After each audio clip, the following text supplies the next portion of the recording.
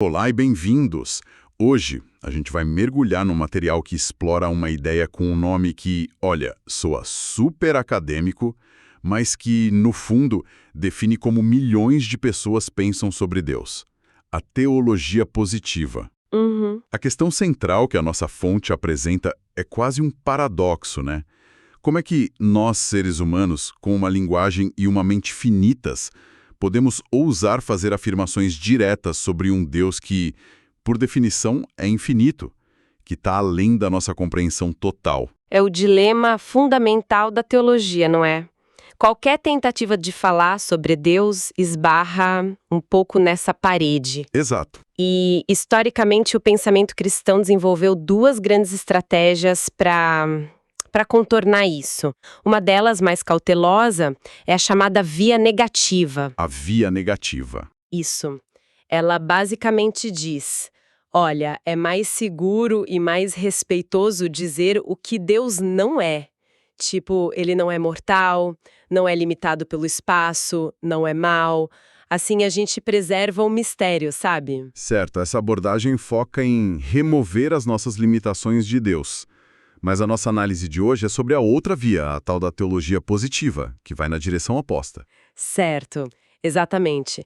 A teologia positiva, ou como também é chamada teologia catafática, argumenta que não só é possível, mas é absolutamente necessário fazer afirmações diretas. Ah, então é uma necessidade. Sim, ela defende que podemos e devemos dizer: Deus é amor, Deus é justo, Deus é misericordioso. É uma abordagem muito mais ousada, que parte do princípio de que o silêncio não é a única forma de reverência. Ok, vamos desvendar isso. O nome positiva me confunde um pouco. Não tem nada a ver com pensamento positivo ou otimismo, imagina. Zero. A nossa fonte explica que a etimologia vem do ato de pôr, de afirmar algo. A palavra grega é katafases, que significa afirmação. Catafases. Isso. Então, é uma teologia que constrói o conhecimento sobre Deus através de declarações afirmativas. E elas se baseiam na ideia de que o próprio Deus se revelou de uma forma que a gente pode entender e articular. Ah, entendi. Não somos nós inventando características para Deus, mas em respondendo ao que ele mostrou sobre si mesmo. Entendi. Então, de um lado a gente tem a teologia do mistério, que prefere o silêncio e a negação para não limitar Deus, Exato. e do outro a teologia da revelação, que diz: não, Deus falou e nós podemos usar as palavras que ele nos deu para falar sobre ele. Exatamente essa a atenção. E o fascinante aqui é que a teologia positiva não vê essas afirmações como projeções humanas. Ela não acha que estamos simplesmente pegando as nossas melhores ideias de amor ou justiça e jogando em Deus. A lógica é inversa, então. É o contrário. Nós só conseguimos ter alguma noção do que são amor e justiça porque Deus, que é a fonte de tudo isso, comunicou esses atributos. O material que temos explora justamente esses atributos comunicáveis: onipotência, onisciência, bondade, justiça, misericórdia. Certo. Mas isso levanta uma questão imediata para mim. De onde vem essa autorização para fazer afirmações tão ousadas? Se Deus é transcendente, quem somos nós para colocar rótulos nele? Onde essa abordagem se ancora para ter tanta confiança? Essa é a pergunta-chave. E a resposta, segundo todo o material que a gente analisou, ela é duplamente ancorada na ideia de revelação. Primeiro, o que é chamado de revelação geral. Revelação geral. A ideia de que a própria estrutura do universo, a criação, diz algo sobre seu criador. Não são detalhes, mas traços gerais. O apóstolo Paulo, no livro de Romanos, diz algo nessa linha: que os atributos invisíveis de Deus, como seu poder eterno, são vistos claramente através do que foi criado. É como olhar para uma pintura e, mesmo sem conhecer o artista, conseguir inferir certas coisas sobre ele. Se era organizado, se gostava de cores vibrantes, se era detalhista. A obra fala pelo autor. Perfeita analogia. A criação é um testemunho silencioso, mas claro. Só que essa teologia não para por aí. Ela argumenta que Deus não se contentou em deixar só essas pistas gerais.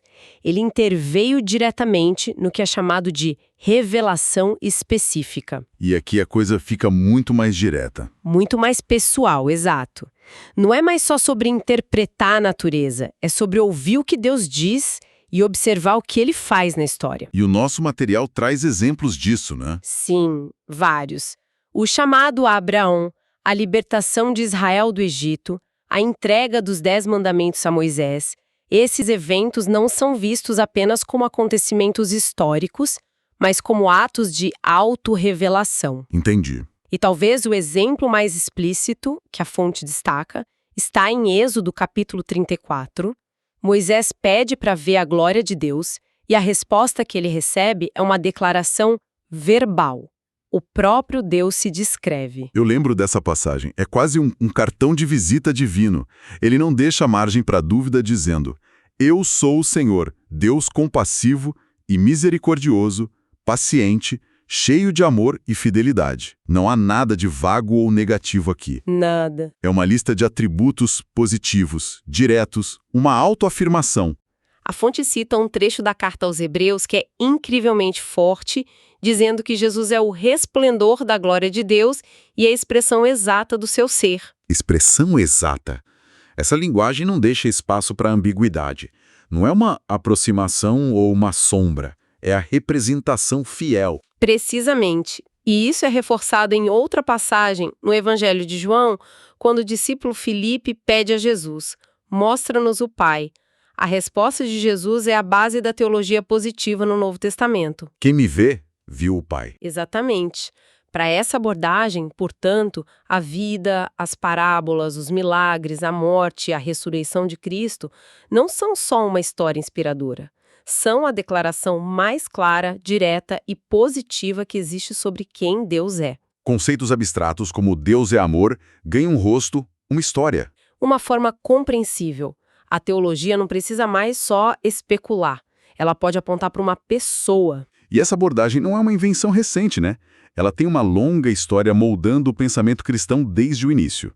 O material que a gente tem nos leva por essa jornada, começando com os primeiros teólogos, os chamados padres da Igreja. Sim, eles estavam no meio de debates intensos sobre a natureza de Cristo.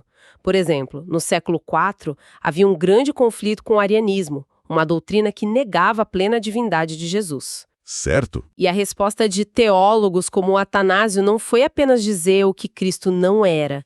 Eles foram para a ofensiva, usando afirmações fortes, positivas, baseadas nas Escrituras, para defender que Jesus era plenamente Deus. E o resultado disso foi? A formulação do credo niceno, com aquela frase que ecoa até hoje: Deus verdadeiro de Deus verdadeiro. Isso é teologia positiva em ação, forjando a doutrina central do cristianismo. Estabeleceu um precedente, então. Mas a coisa não parou por aí. Séculos depois, a Reforma Protestante parece ter colocado ainda mais combustível nessa fogueira afirmativa. Com certeza. Se os padres da Igreja usavam a Escritura dentro da tradição, os reformadores, com o lema sola Escritura, radicalizaram essa dependência. Para figuras como João Calvino, todo conhecimento verdadeiro e confiável sobre Deus deveria vir diretamente da Bíblia. A fonte que a gente analisou descreve a principal obra dele, as Institutas da Religião Cristã, como um verdadeiro monumento da teologia positiva. Uau! É uma tentativa gigantesca de sistematizar, a partir da Bíblia, tudo o que se pode afirmar sobre Deus. Mas isso não cria um risco? Se a ideia é só usar a Escritura, como os reformadores argumentavam, quem garante que a sua interpretação é a correta? Não abre margem para um excesso de confiança, quase uma arrogância teológica, de achar que você conseguiu mapear Deus? Essa é a crítica clássica, e é uma tensão real. Calvino, por exemplo, estava ciente disso. A defesa dele, segundo o material que temos, era que o perigo maior não é o excesso de confiança na revelação, mas sim a especulação fora dela. Ele argumentava que quando a mente humana tenta pensar em Deus, sem se submeter ao que foi revelado, o resultado inevitável é a idolatria. A gente acaba criando um Deus à nossa imagem e semelhança. Ah, faz sentido. Então, para ele, a teologia positiva não era só uma opção.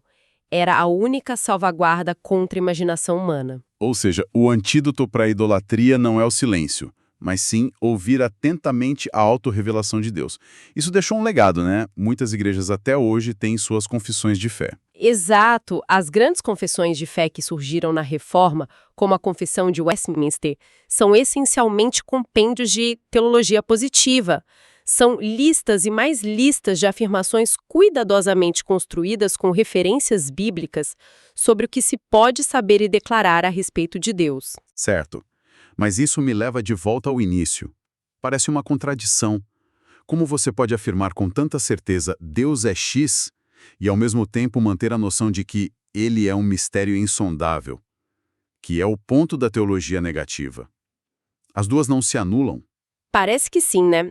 Mas o nosso material defende que elas são, na verdade, duas faces da mesma moeda. Elas se complementam. Como assim? A teologia positiva, mesmo em sua afirmação mais ousada, carrega uma humildade implícita. Explica melhor. Pense na afirmação Deus é amor.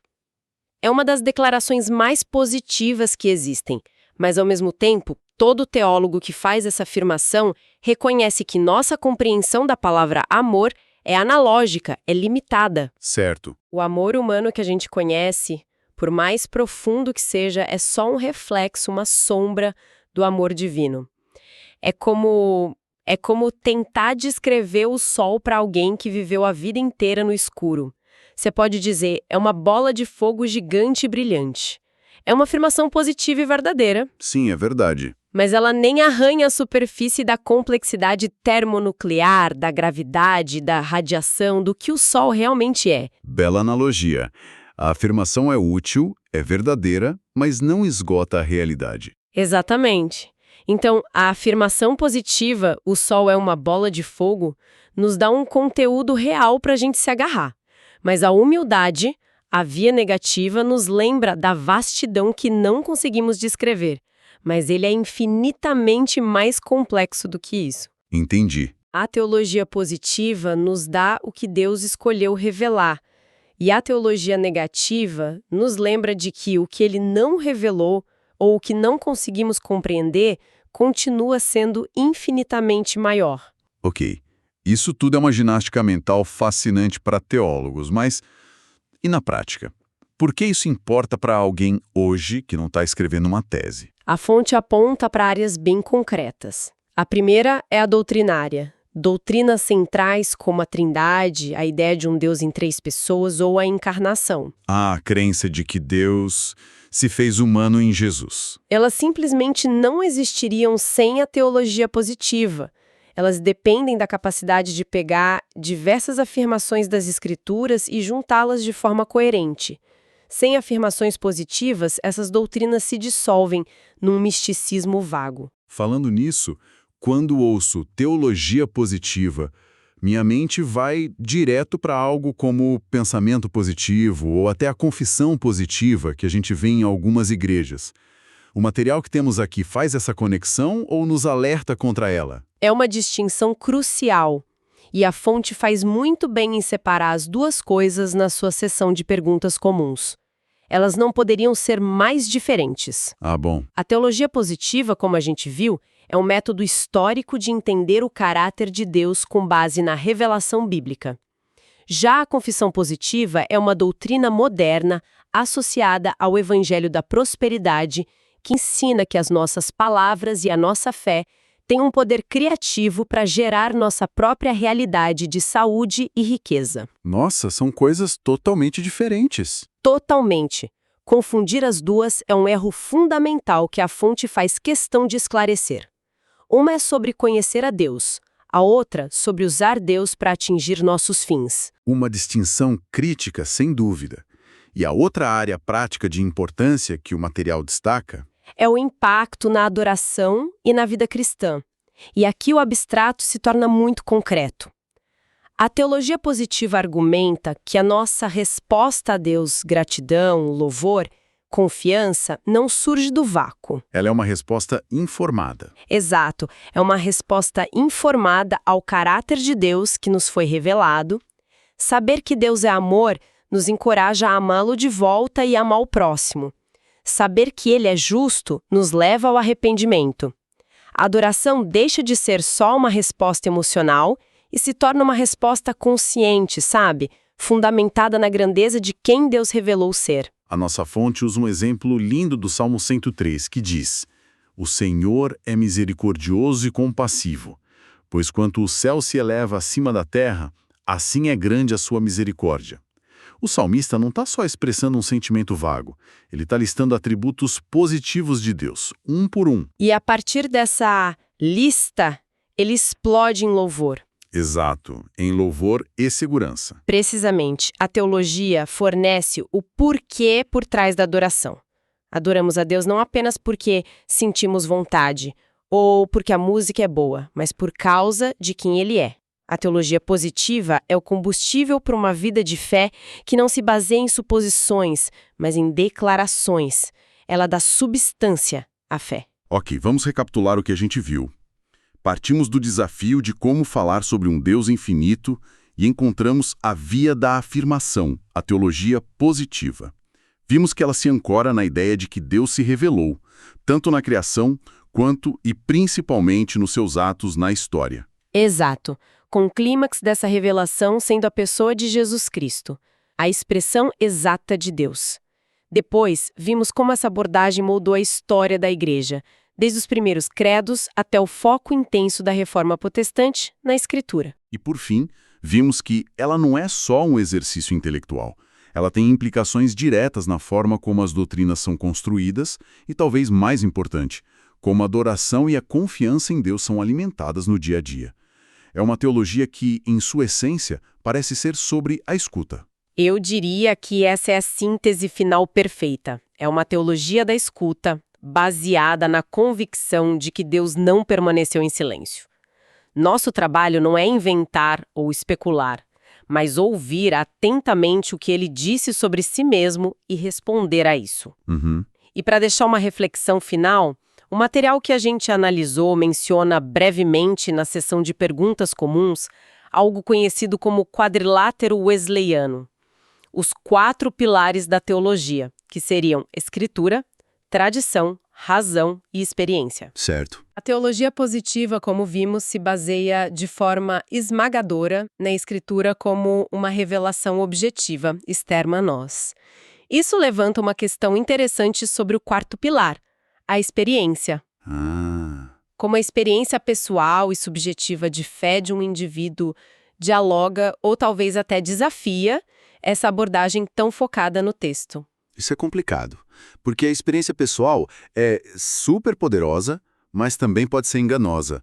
Onde a experiência subjetiva de uma pessoa encontra, confirma ou talvez até entra em tensão com as afirmações objetivas sobre Deus que vêm da revelação bíblica. Como equilibrar o que a Bíblia diz que Deus é com o que eu pessoalmente sinto que Ele é, especialmente quando essas duas coisas não batem? É uma fronteira fascinante e muitas vezes difícil de navegar. Fica aí a provocação.